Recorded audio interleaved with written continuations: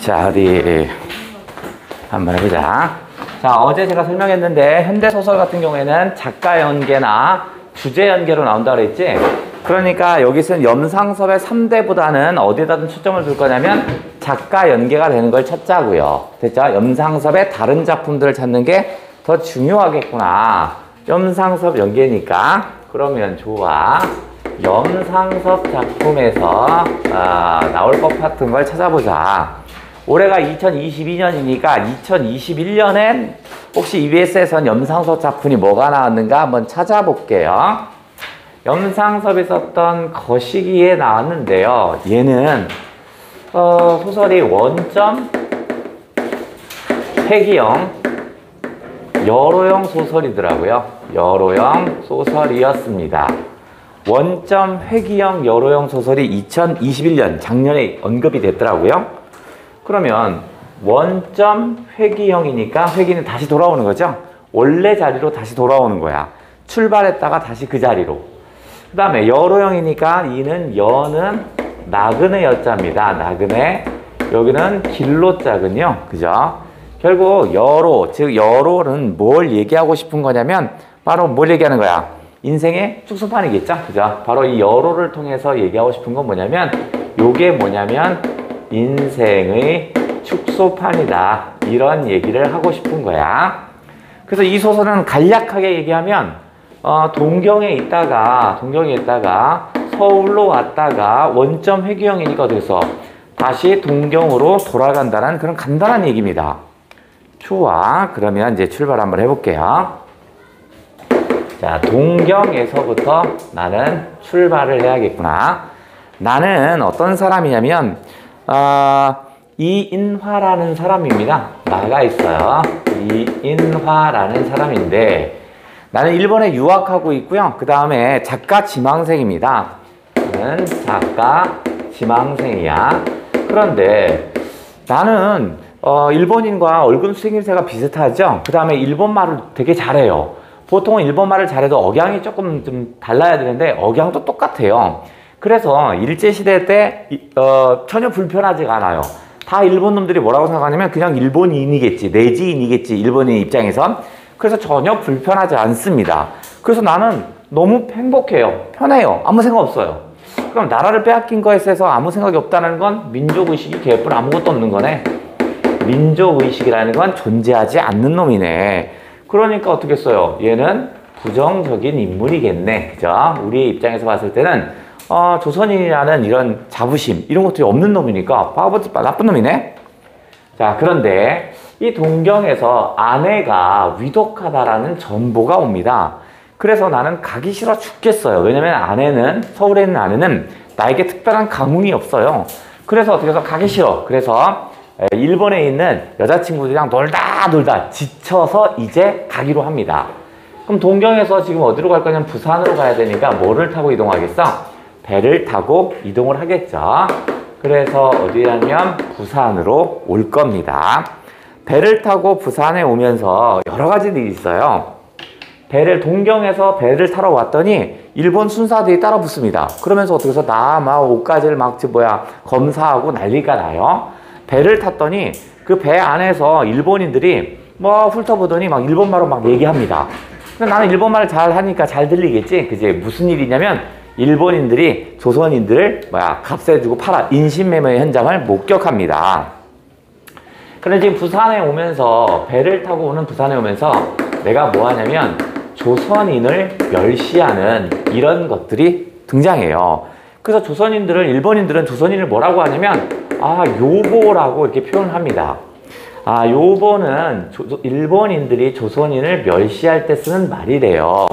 그러니까 우리가 원래 여보세요, 여보게 이런 말 쓰잖아. 근데 일본인들은 그 여보세요 이것이요, 야 이 새끼야 이런 식으로 들렸나 봐. 그 뉘앙스가. 그래서 이 요보라는 건 일본인들이 조선인을 멸시할 때 쓰는 그런 말입니다. 이런 말을 하면서 인신매매도 있는 거야. 그러면 뭐냐면 멸시하기도 하고 조선인을 어떤 수탈, 좋게 말하면 조선인을 수탈한다는 건 인신매매되고 있는 거겠죠. 좋게 말한 거야. 즉 여기에서는 노동력을 수탈하는 건 그냥 아주 귀여운 겁니다. 거기에 뭐까지 있어? 인신매매. 그래서 무슨 얘기가 있냐면 야 요번에는 대구로 갈 거래요. 일본인끼리 얘기하는 거야. 왜 가냐고 했더니 대구 애들이 좀 멍청해서 일 좀 시키다가 버리면 아무 소리도 못 하더라고 뭐 이런 얘기 하는 거야. 근데 나는 일본말로 하고 있는 게 다 들려요. 나라가 지금 난리가 났구나라는 것을 이제서야 인식됩니다. 조선인을 사고 파는 대상으로 생각한다는 이때 나는 어떤 생각이냐면 알 수 없는 분노감이 끌어올리기 시작합니다. 뭐 당연한 거겠죠. 이런 분노감이 끌어올리면서 어떻게 써요? 그럼 아까 민족의식이 없었던 게 아니라 이제 분노감이 끌어오른다는 건 이제 민족의식이 생기겠죠. 민족의식이 싹 트는 계기가 된 거야. 전 얘기, 일본인들의 이런 무시하는 얘기를 듣더니 이제 민족의식 싹 틉니다. 그러면서 자신을 반성합니다.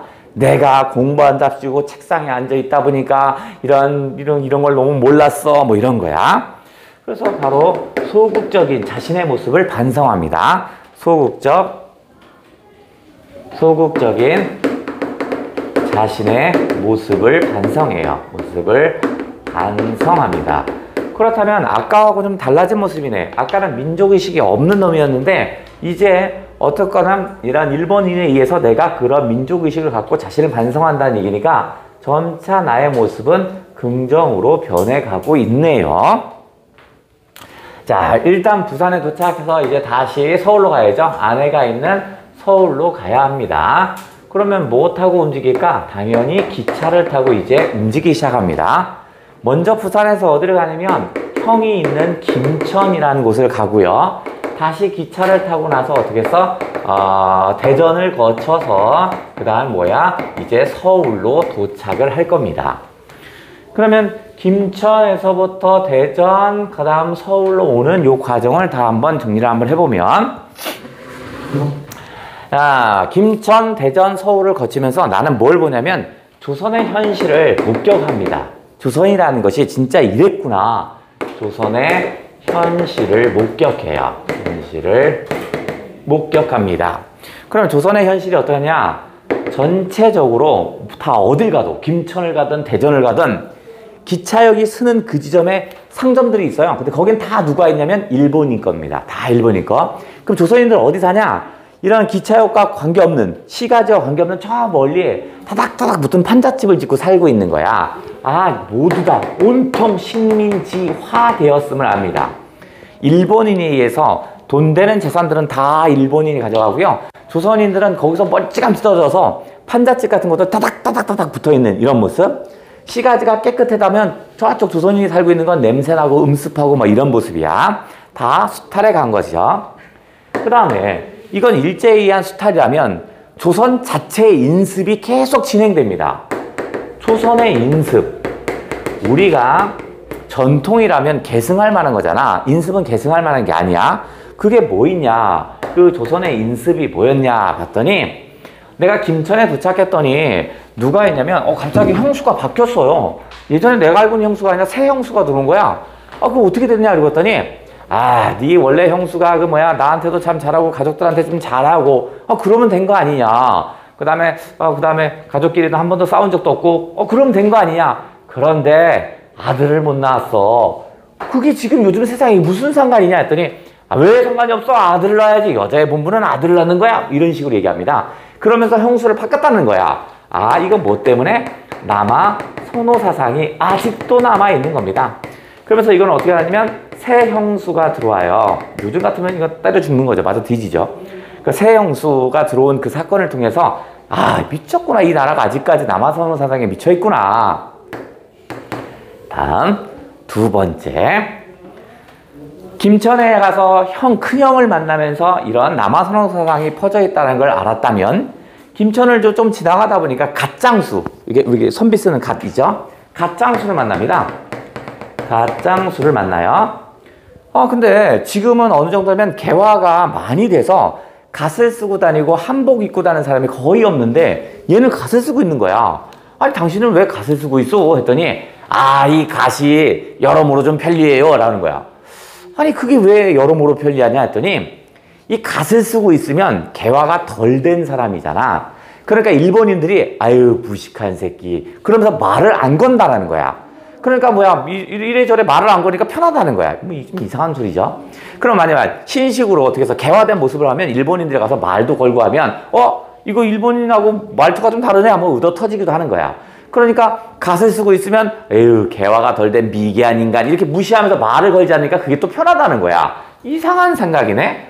그러면서 얘는 지금 무슨 얘기를 하면 내가 고민이 있는데 당신 일본에 있다 왔다니까 한번 더 물어나 볼게요. 난 요즘 관심이 있는 게 뭐냐면 부모님 산소 그죠? 예전에 우리 매장 풍습이잖아. 근데 조선시대 어떻게 써? 그 산소가 어떻게 해요? 부모님이 돌아가시고 나서 어떻게 해서 산소를 되게 크게 하잖아. 조선시대는 산소가 큰 게 효도를 잘하는 거라고 생각한단 말이야. 그래서 그렇게 하려는데 공동묘지법이 들어온 거야. 왜냐면 묘지를 얼만큼 이상 쓸 수가 없고 막 이런 식으로 들어오는 거야. 그래서 나라가 미쳤다고 막 얘기하는 겁니다. 세상에 공동묘지법이 들어와서 그 다음에 산소, 그 다음 치산은 뭐냐면 산소를 옮기는 거야. 왜 그런 거 있잖아. 막 점쟁이가 와서 이 집안이 지금 잘 안 되는 건 지금 조상님 무덤에 수맥이 흘러서 그래. 막 이런 거 있잖아. 그럼 어떻게 해요? 그럼 어떻게 하면 돼요? 내가 이거 풍수지리를 봤더니 이쪽으로 옮기면 질환일이 생길 거야. 그러면 무덤을 파서 옮기잖아. 이런 것들이 진행되고 있는 거야. 그래서 내가 얘기합니다. 부모에게 효도하지 말라는 게 아니라 왜 꼭 부모에게 효도하는 건 죽은 다음에 하려고 하느냐. 살았을 때 그걸 다 하는 것이 옳지 않겠느냐. 뭐 이런 얘기를 합니다. 그럼 무슨 소리냐? 왜? 부모의 모습을 우리가 잘 소중히 간직하는 게 그게 효 아닙니까? 뭐 이런 식으로. 얘는 뭐냐면 공동묘지법 이 문제를 얘기하면서 뒤가 붙습니다. 아직도 바로 이 비좁은 나라에서 산소를 크게 해야만 효도인 양. 또 효도를 하지 말라는 게 아니라 왜 효도는 꼭 죽어서 하려고 하는지 뭐 이런 것들이 쭉 나옵니다. 그리고 나서 이제 서울에 와요. 서울에 왔더니 이미 아내는 죽어요. 아내 죽었어요. 근데 아내는 뭐냐면 유방암에 걸립니다. 유방암. 그래서 이 당시에도 유방암이 절제를 통해서 뭐 극복할 수 있다 뭐 이런 얘기도 있더라고요. 근데 어쨌든 간에 이걸 손을 대지 못합니다. 그러면 뭐 수술을 하거나 뭐 이런 거 못하냐? 그런 건 아니야. 근데 이 조선이라는 나라는 바로 뭐냐면 민간요법이 더 우선합니다. 민간요법을 묻어요. 무슨 풀떼기 먹으면 나아요 뭐 이런 거야. 그래서 어떻게 현대의학을 믿지 않는 거야. 현대의학이 펴지지 않는 거야. 현대의학보다 바로 민간요법을 우선시하고 있는 이런 모습을 봐요. 그러면서 이 조선의 현실을 목격하니까 한마디로 내가 정리를 할 수 있겠어. 온통 구더기가 들끓는 구더기가 끓는 무덤 같다라는 인식을 합니다. 이게 뭔데? 이게 바로 조선이라고 생각을 합니다. 즉 조선이라는 건 구더기가 끓는, 즉 구더기가 끓는 무덤 같다는 건 생명력이란 아무것도 없는 거야. 그죠? 그냥 생명력이 없는 무덤 같은 곳이라고 인식을 합니다. 그러면 지식인, 나 같은 지식인 같으면 어떻게 써? 현실을 깨우쳤으면 어떻게 하면 돼? 그것을 극복하려고 노력하면 되는 거잖아. 그러면 나는 극복하냐? 안 해요. 나는 곧 다 어디로 가요? 그냥 어디로 와? 동경으로 떠나버립니다. 그러면 나의 의식의 성장은 있어 없어? 의식의 성장은 있었습니다. 왜냐면 그전에는 어떻게 써요? 전혀 민족의식이 없다가 현재 조선의 실상을 깨우쳤으니까 민족의식은, 즉 나의 의식의 성장은 있어요. 다만 뭐가 없어? 실천하려는 의지가 없어요. 구체적인 실천 의지가 없어요. 실천 의지가 없는 당시 지식인들을 비판했던 것이었습니다. 의식의 성장이 있을지는 모르겠지만 그런 지식인들이 조선의 실상을 적반하게 알면 그걸 해결하려고 해야 되는데 그렇지 못하다고요. 즉 1919년 3.1운동을 실패하다 보니까 얘들은 3.1운동을 해서 조선이 독립될 줄 안 거야. 근데 그게 안 되니까 그 실망감이 너무 커서 이제 패배주의에 쩌들어 있는 거야. 하면 뭐해? 어차피 안 될 거야? 못 할 거야? 이런 게 쩌들어 있다는 것을 비판하고 싶었구나. 이 작품이 염상 서비스는?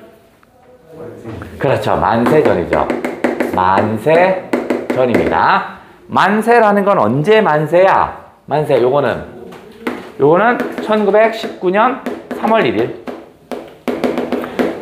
1일 만세 운동을 얘기하는 거겠죠. 자, 어제도 말씀드렸지만 6월, 9월 시험을 봤더니 현대소설은 출제 경향이 어떻게 되냐면 염상섭의 만세전이 수특 305에 나왔는데 이 만세전을 내기보다는 염상섭과 관계된 작가 연기가 나왔었죠. 6월에 어떻게 써?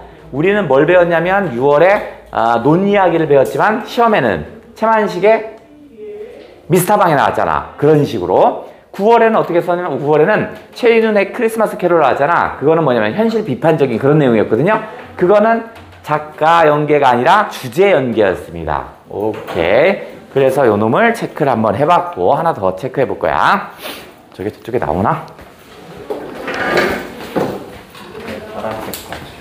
자, 파란색 나와? 나왔네. 오케이.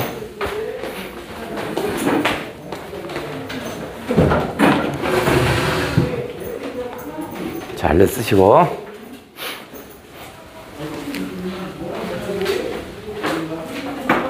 써. 오늘은 연상섭 연계야.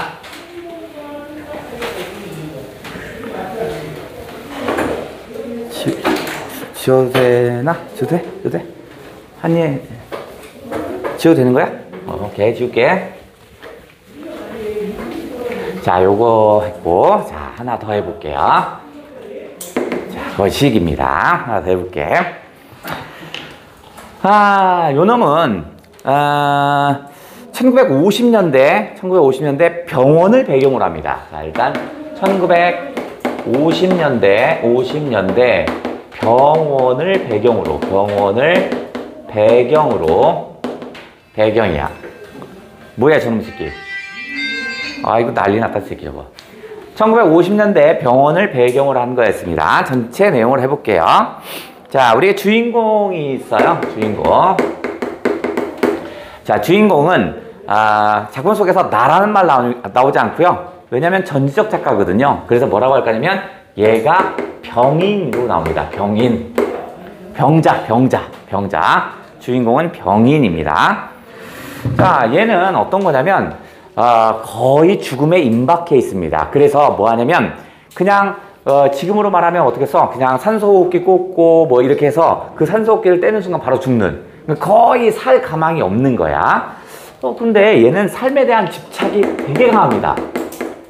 삶에 대한 집착이 강해요. 여전히 더 살고 싶고 막 이러는 거야. 그래서 이 주인공, 즉 병인의 남동생이 있는데 걔가 명호입니다. 명호. 몸이 아프다 보니까 원래 이 병인은요, 호탕한 성격이었어요. 그래서 병인이지만 병에서 병이 많이 진행되지 않을 때는 나름대로 어떻게 해서 호탕한 이런 성격이었는데 병이 악화되고 몸이 아프다 보니까 모든 사람들에게 다 서운한 거야.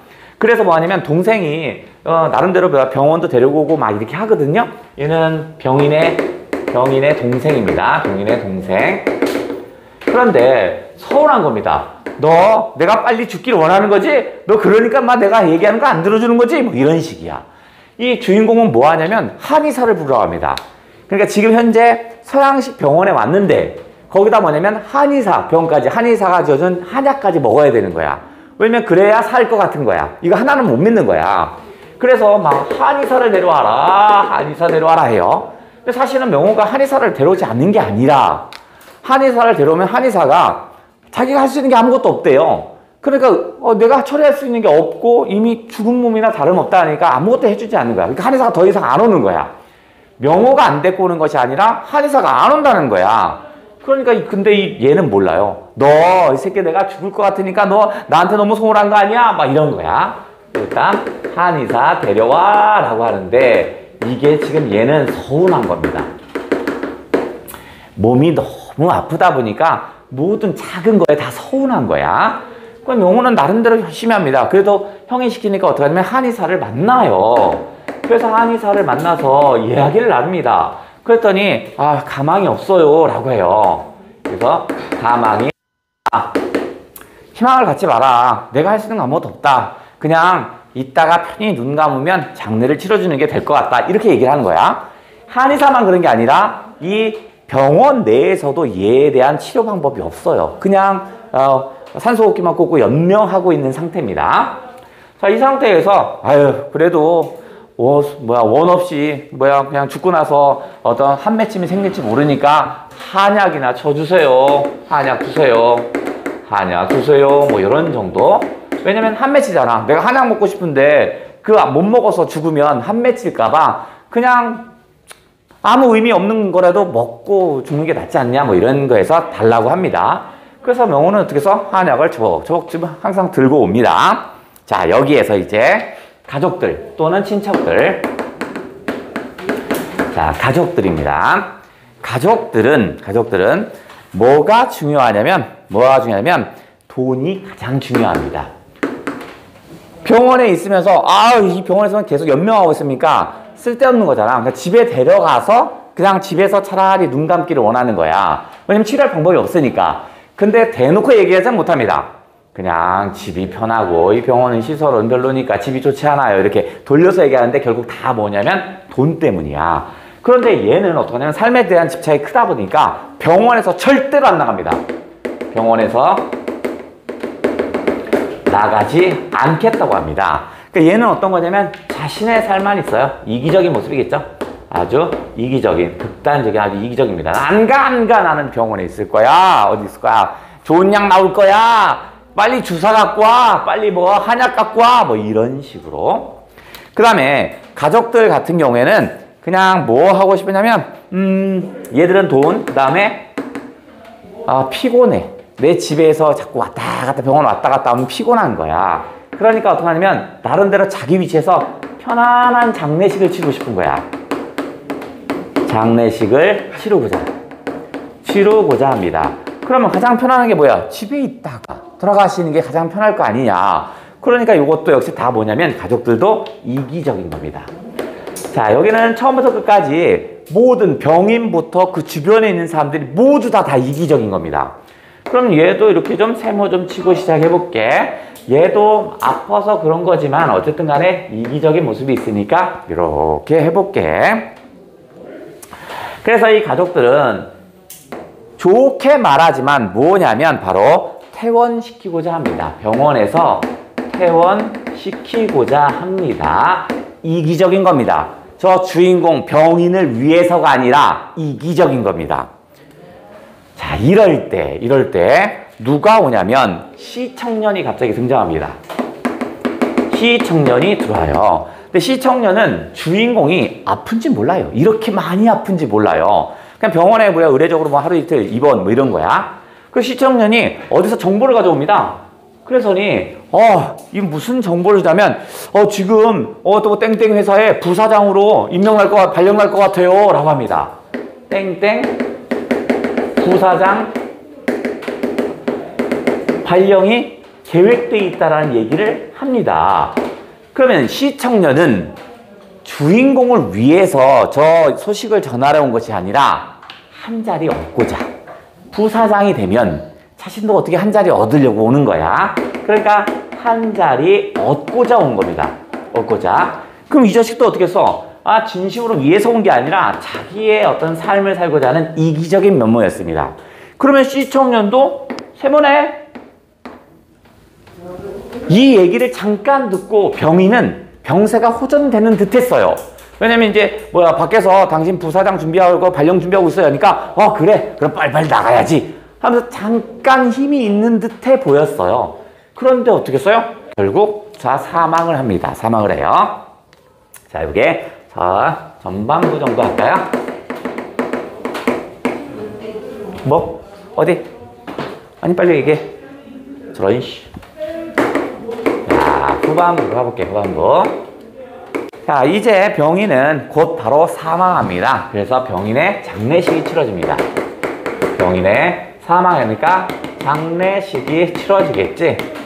그럼 병인이 사망을 했으면 다 슬픔과 애도가 먼저겠죠. 아이고 이게 먼저일 텐데. 자, 일단 누가 올 거냐면 호상차지. 자, 이거는 뭐냐면 장례식을 치르는 우두머리, 장례식을 치르는 최고 뭐라 하지? 담당자 이 사람입니다. 이 사람은 뭐부터 걱정하면 돈 걱정. 슬픔이나 이런 게 아닙니다. 얘는 돈 걱정입니다. 돈 걱정. 가만히 있어봐라. 병인이 돌아가셨으니까 동국지 하는 거야. 일단 화장을 해서 그 다음에 어떻게 해서 이동을 해서 어떻게 하겠어? 산에다 묻어야 할 거잖아. 그걸 우리 뭐라 하면 산역이라고 하거든요. 그러면 화장을 해서 산역을 하려면 뭐가 필요하지? 연구차가 필요할 테고 사람들이 따라가니까 버스가 가니 돈이 연구차 빌려야 되고 버스 빌리고 화장비에 묘역을 해서 묻으려면 산역 돈 이거야. 즉 슬픔이라는 것은 아무것도 없습니다. 그냥 처음부터 끝까지 이거네. 그럼 얘도 어떤 거야? 이 자체가 어떻게 해서 온통 다 이기적인 모습이 보이네. 자, 그 다음에 이제 가족들입니다. 여기에 또 가족들. 다양한 가족들의 모습인데 이 가족들도 역시 마찬가지로 슬픔이나 애도가 먼저가 아니라 형식을 중요시합니다. 얘는 어떤 슬픔과 애도 이런 게 아니라 이거보다도 어떻게 써? 형식을 중시합니다. 그럼 왜냐면 남들이 봤을 때 누가 죽었는데 야, 네 가족이 죽었는데 너 이러고 있어? 뭐야 이런 거 싫은 거야. 그래서 어떤 사람은 불교를 믿는 사람은 그냥 또 불교 제사를 지내고 어떤 사람은 기독교 하는 사람은 기독교를 합니다. 근데 어디서? 자기 나름대로의 방식으로 각자 나름의 방식으로 애도를 합니다. 형식적인 애도. 여기서는 형식적 애도야. 형식적 애도를 합니다. 그러면서 뭐냐면 나는 할 일 다 했어. 그렇지? 나는 이 병자를 위해서 할 일 다 했어. 이제 나는 홀가분해. 이런 거. 묘한 만족감을 갖습니다. 이러면서 묘한 만족감을 갖는 거야. 즉 뭐냐면 망자를 위한 슬픔을 애도하거나 이런 게 아닙니다. 그냥 나 자신에서 할 만큼 했으니까 됐어. 아이고 됐어 편하다. 이제 내일 하러 가야지. 뭐 이런 거야. 이것들도 어떻게 한 거야? 모두 다 이기적인 세태를 그대로 반영하고 있네요. 이 글의 제목은 뭐지요? 나연 생각하는 척 하는 거 봐. 이 글의 제목은 아니야 두 글자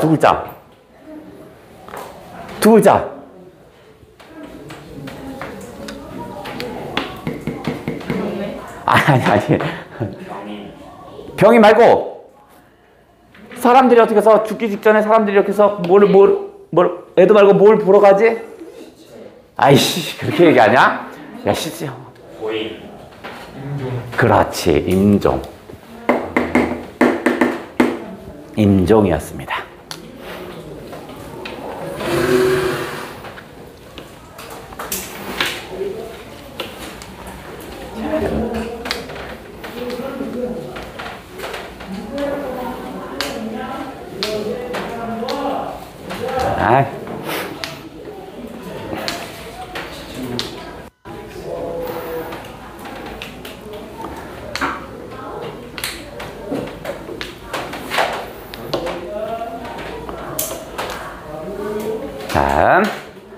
자, 또 지워도 되지? 자, 오늘은 연상서 305쪽에 연기하는 걸 하고 있습니다. 연상서 연기. 자, 뭐라고? 자, 요번에는 초점을 어디다 둘 거냐면, 아까 만세전은 원점 회귀형 여로형 소설이라며, 그죠? 그런 여로형 소설이 나온 것도 한번 점검해 봐야지. 그죠? 작년 거에 여로형 소설이 있더라고요. 자, 거식이 쓴 거식인데요. 이거는 좀 맞출 수 있을 텐데, 시험에 나올 법한 지점들을 한번 좀 언급을 한번 해볼게. 길이 이렇게 나옵니다. 길. 자, 길을 걸어가고요. 길에 처음에 사람들을 만납니다. 근데 전혀 모르는 사람들이 만나요. 누구 만나요? 교도소에서 방금 나온 사람 있어요. 누구야? 교도소에서 방금 나온 애. 범죄자겠죠. 그 이름이 뭐냐고. 수감자겠죠. 그 애의 이름이 누구냐고요. 자, 정씨가 나옵니다. 정씨가. 그 다음에 우연찮게 도시노동자. 얘는 어떻게 하냐면 일거리가 있는 곳을 자꾸 왔다 갔다 하는 겁니다. 도시노동자 누굴 만나지? 영달. 잘한다. 영달이가 있었어. 영달이. 그 다음에 술집 여자. 백화. 그렇죠. 그렇죠. 백화가 서로 셋이 만납니다. 근데 처음에는요, 얘네들 간에 어떻게 써? 친분이라든가 유대감이 전혀 없어요. 그냥 남남입니다. 남남이야. 그냥 남남인 상태인데 얘네들이 길을 걸어가면 걸어갈수록 어떻게 써? 서로 간에 교감을 하기 시작합니다. 그러면서 어떻게 써? 길의 마지막에는 어떻게 써? 길의 마지막까지 와서는, 거의 끝까지 와서는 이제 서로의 친분이 쌓여지겠지. 그죠? 그럼 어떻게 할 건데? 정서적 유대감이 이제 커집니다. 그러면 길을 걸어가면서 점점 친해진다라는 그런 설정의 소설이구나. 그래. 자, 그러면 요걸 1번 장면 3개 정도 정리 4개를 한번 해보자. 두 번째 정리할 거. 전체 내용은 알겠어. 서로 안 친했던 애들이 길을 가면서 서로 길을 걸으면서 서로가 친해졌다라는 이런 설정인가 봐. 좋아. 여기까지는 알겠어. 자, 두 번째는 얘들이 지금 가고 싶어 하는 데가 어디야? 서울이요?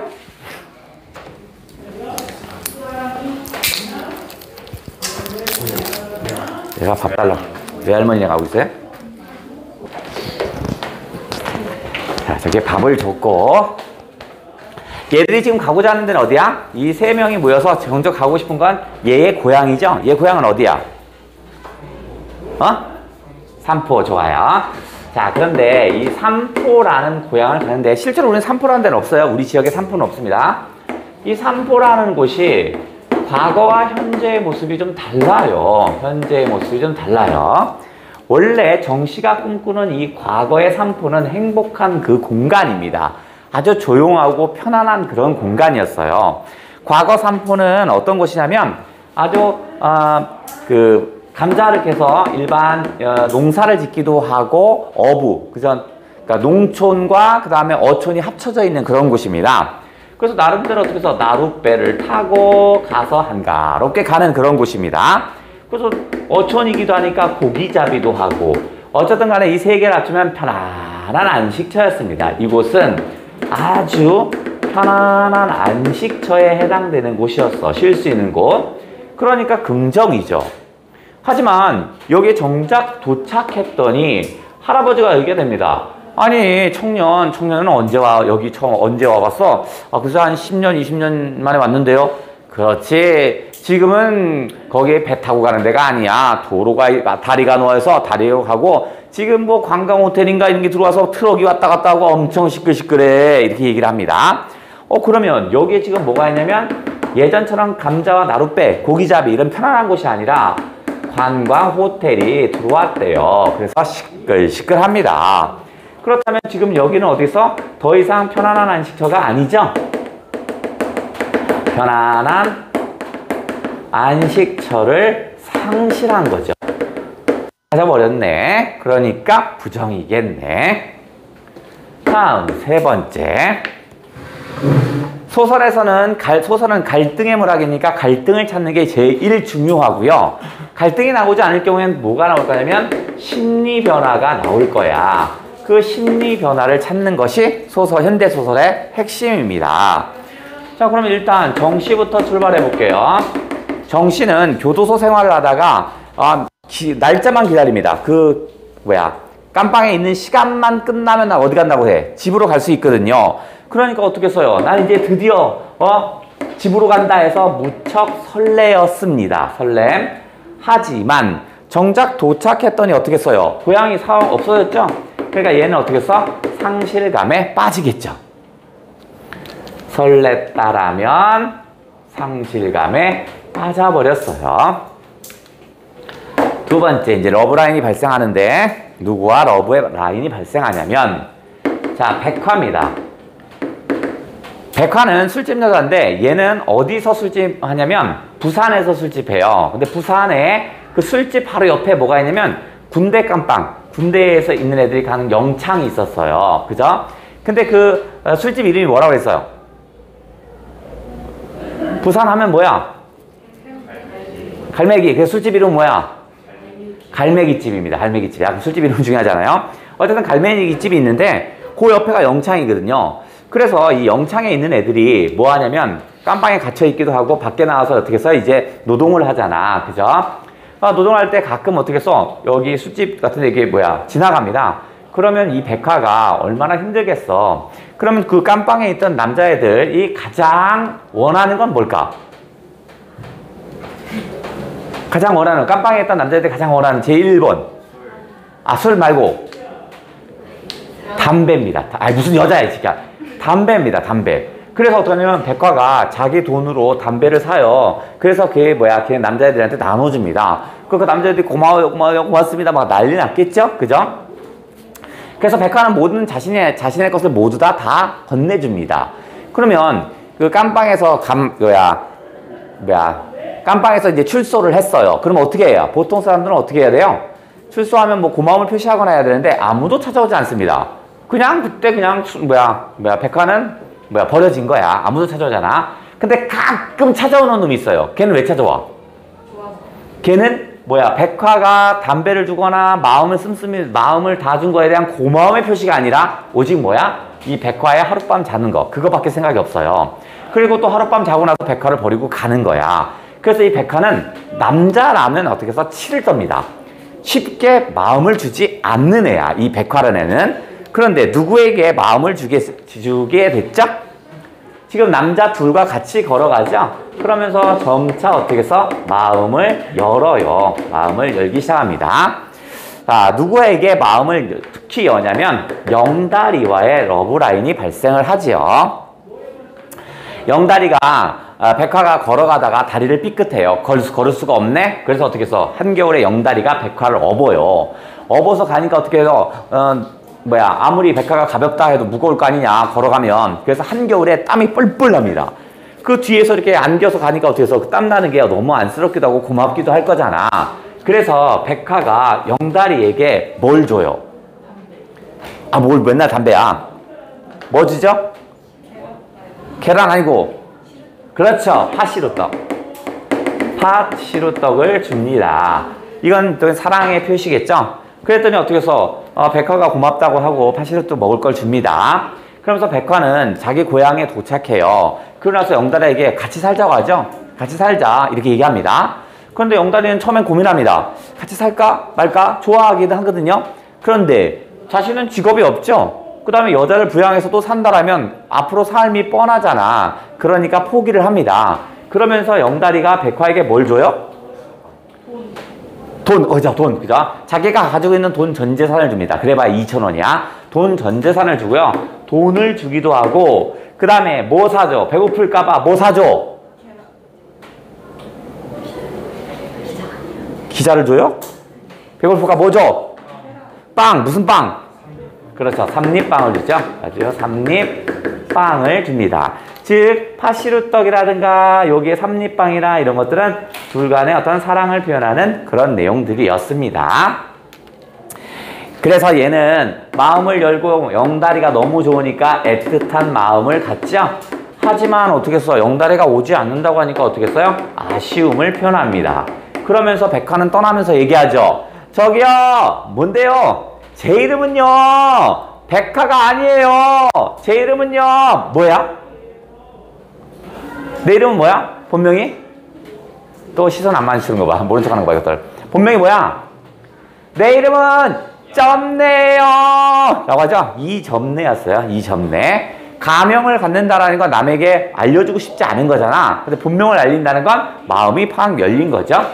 다시 영다리의 입장에서는 백화라는 여인이 어떻게 써요? 자신과 너무 같아요. 동병상련의 마음을 갖습니다. 그래서 어떻게 써? 백화와 함께 갈까도 했지만 어떻게 써요? 가지 않죠? 애틋함을 보이다가 결국에는 어떻게 써? 가지 못하죠? 얘도 역시 아쉬움을 느낀다라는 요런 얘기들. 됐나? 다음 네 번째. 결말 마지막입니다. 결국 점례는 떠나고 삼포에 누가 도착하냐면 정씨와 영다리가 도착합니다. 정씨와 영다리가 도착했는데 얘들의 삶이 그렇게 만만하게 행복하지만은 않을 것을 암시하는 말이 있어요. 뭐죠?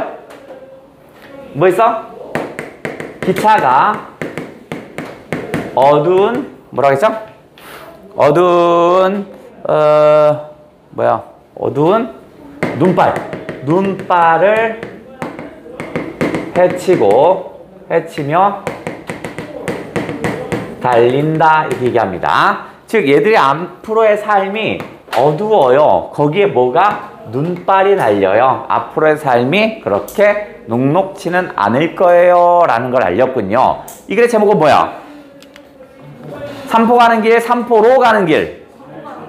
좋아요. 삼포 가는 길이었습니다. 누구 거? 황석영의 삼포 가는 길. 이거 체크 한번 해주셔야 되겠고.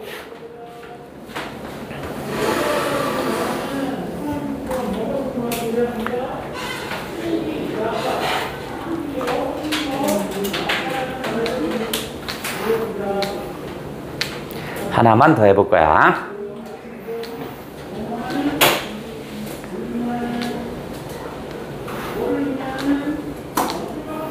나연이 지워도 돼? 자, 하나 더 합니다. 오늘 연상섭 특집이야. 자, 연상섭의 3대는요, 1930년대를 배경으로 하고 있습니다. 근데 올해 EBS에서 이제 주제 연계로 가볼게요. 현진건의 서투른 도적이라든가 그 다음에 여러 가지를 보면요, 되게 30년대 못 사는 모습들이 나옵니다. 너무 많이 빼앗겨 있는 황폐화되어 있는 이런 모습이 있죠. 예를 들어서 유치진의 소 같은 경우도 역시 토막 나왔잖아. 토막도 20, 30년대에 어떻게 해서 완전히 수탈당한 그런 모습이 나죠. 너무 가난한 모습이 나타나잖아. 아, 그래? 그러면 자, 요번에는 어느 쪽으로 초점을 한번 돌려볼 거냐면 작가 연계에서 서투른 도적을 썼던 누구? 현진건을 한번 끌어올 거고요. 그 다음에 1930년대 농촌의 궁핍과 관련된 것을 한번 찾아볼게요. 일단 현진건에서 출발한다고 얘기는 했으니까 현진건을 알려주고, 자, 한번 해볼게요. 자, 여러분 장면을 한 3개 정도로 한번 쪼개볼게요. 장면 쪼개볼게요. 자, 무능한 작가 누가 있냐면 K가 있습니다. 이름입니다. 무능한 작가 K고요. 그 다음에 K의 아내가 있어요. 아내가.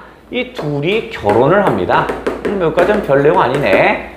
자, 그런데 무능한 작가 K가 몇 살이냐면 16세. K 아내는 18세였습니다. 18세. 나이는 그렇게 중요하지 않아요. 근데 K 아내는 잘 살아요. 안국동에 집이 있고요. 좀 부유합니다. 얘는 가난합니다. 얘는 가난하고요. 얘는 좀 부유한 집안입니다. 둘이 결혼을 해. 좋아서 결혼했겠지. 그죠? 자, 그런데 이 무능한 작가 K는요, 공부한다고, 나름대로 집단에 공부한다고요. 중국으로, 일본으로 여기 왔다 갔다 합니다. 근데 돈이 다 떨어져서 돌아옵니다. 공부한다고 중국, 일본을 떠돌아요. 떠돌다 돈이 없어서 돌아옵니다. 그러면 나름대로 K 아내는 좀 부유합니다. 근데 이것저것 무능한 작가 K가 남편이 주는 돈이 없어요. 남편으로부터 오는 돈이 없는 거야. 아무것도. 그러니까 이 K 아내는 어떻게 하냐면 집에 있는 재산을 하나하나 팝니다. 오늘은 뭘 팔지? 그래서 어떻게 반지를 팔까? 그거 팔아서 그걸로 밥 먹고 가게 하고 남편한테 돈 보내고 이런 거.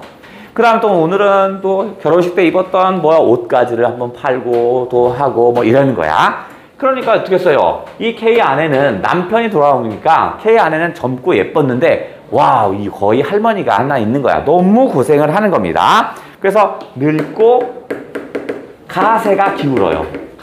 집안의 세력이 가세가 기울어요. 기울다.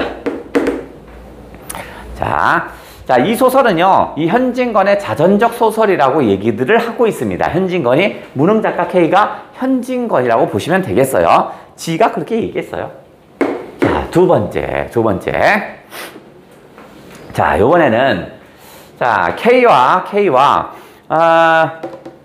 친척 중에 동갑이 있습니다. 여러분도 경험하겠지만 친척 중에 나랑 나이가 같으면 어떻게 했어? 친척들은 항상 둘을 비교하죠? 그죠? 비교하는데 얘도 마찬가지야. 자, 무능작가 K와 그 다음에 T가 서로 동갑입니다. 동갑인데 이 T는 어디에 다니면 은행에 다닙니다. 한성은행에 다녀요. 한성은행에서 다니고 있고요. 그 다음에 한성은행에 다니니까 어떻게 써요? 얘는 가족들의 평판이 높아요. 돈도 잘 벌고 막 이런 거야. 가족들 평판이 되게 높아요. 그래서 얘는 한성은행에 다니다 보니까 사람들이 자꾸 얘한테 돈 빌려달라고 하니까, 대출해달라고 하니까 사람을 잘 만나려고 하지 않아요. 근데 유독 T는 K와 친해요. 얘는 또 뭐냐면 가족들의 평판이 꽝이야. 가족들 평판은 좋지 않아요. 그런데 얘가 되게 유쾌합니다. T가 유쾌해요. 그래서 T는 다른 사람한테는 안 그러지만 K한테는 되게 유쾌한 이야기들을 많이 해요. 그래서 둘이 친해요.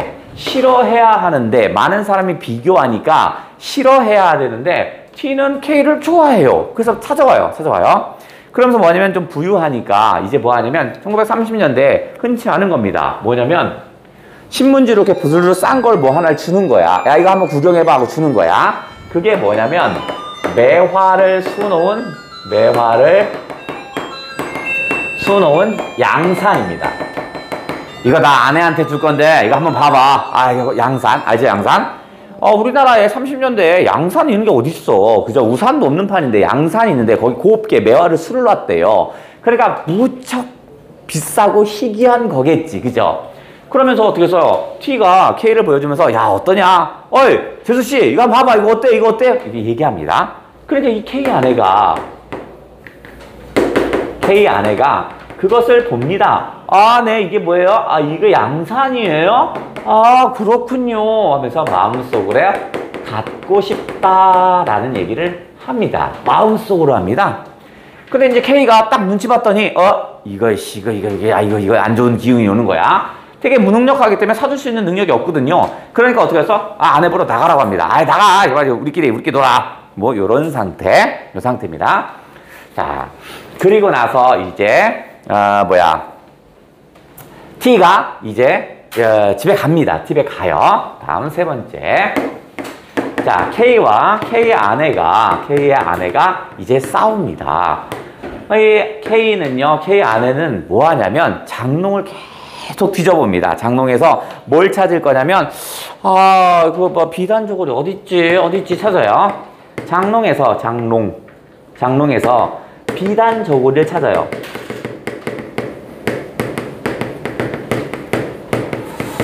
가만히 있어봐. 비단 저고리 어딨지? 여기도 없고 비단 저고리 어디다 놨지? 한참 찾아요. 한참 찾으니까 이 K의 입장에선 미안하기도 하고, 그죠? 자기 때문에 이런 거 하는 거니까, 그죠? 얘는 이거 왜 찾냐면 이거 팔라고. 이거 팔아야 먹을 게 있으니까 쌀이라도 사오니까. 미안하기도 하니까 계속 일부러 외면하고 안 보려고 막 합니다. K 입장에선. 근데 갑자기 K 아내가 알았어요. 맞아. 지난번 형님 오셨을 때 하고 끄떡끄떡 넘어갑니다. 맞아. 지난번 형님 왔을 때 띵띵띵띵띵 뭐 하는데? 그때 팔았었지. 이미 판 겁니다.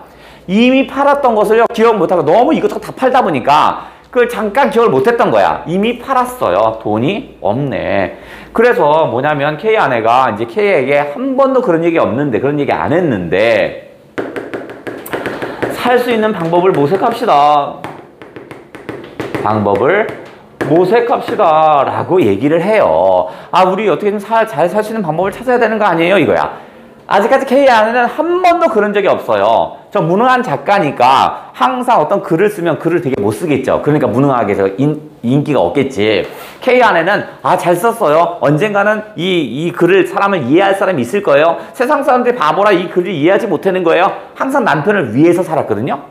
근데 갑자기 한 번도 말을 안 하던 아내가 살 수 있는 방법을 모색해야죠. 이렇게 얘기하는 거야. 바로 전 단계에 뭐 있었냐면 얘가 그 양산 보더니 미쳤구나 라고 생각하는 거야. 그러니까 K는 어떻게 해서 이제 아주 매몰차게 돼갑니다. 저 따위가 예술가의 아내라니 아주 모진 말을 하는 겁니다. 그래서 저 따위가 예술가의 아내야?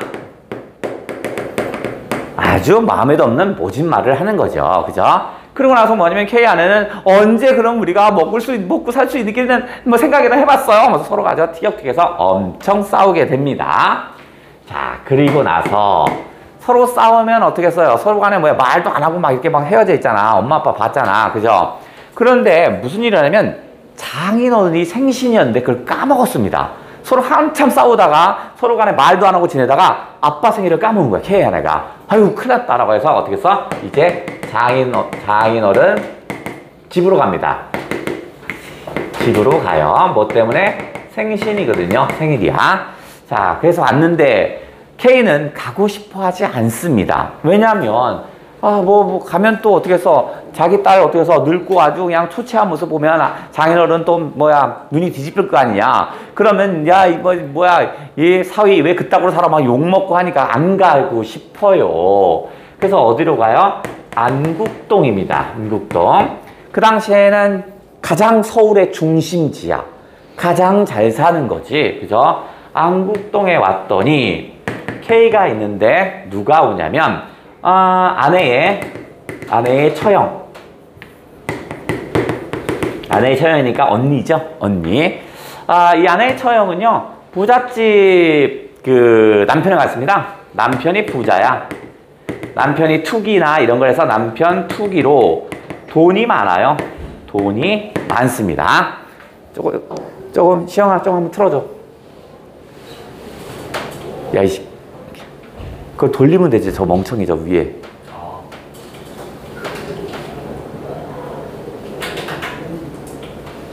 여기까지 봐.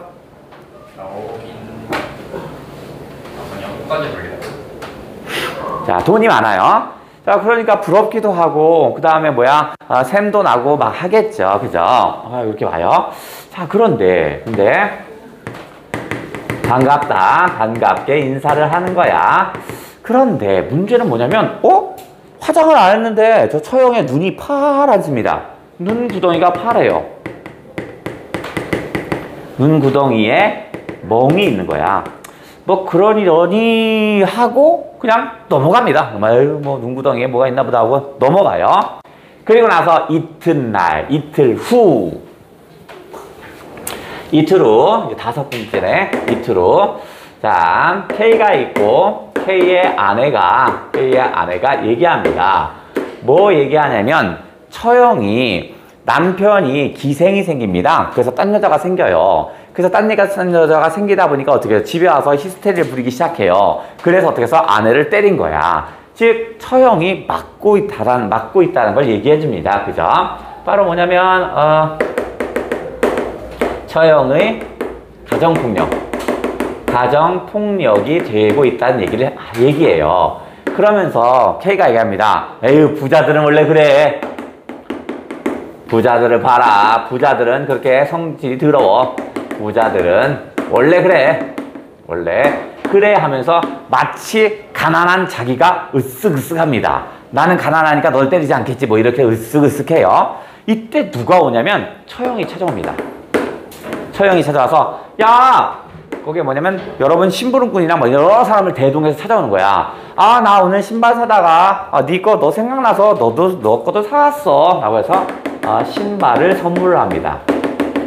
선물을 해요. 그런데 예전 같으면 K 아내가 되게 행복하게 고마워요 할 것 같은데 그리 기쁘지만은 않아요. 왜냐면 뭐 하는데 처형이 맞고 지낸다는 얘기를 들으니까 그리 행복하게 받아들이진 않습니다.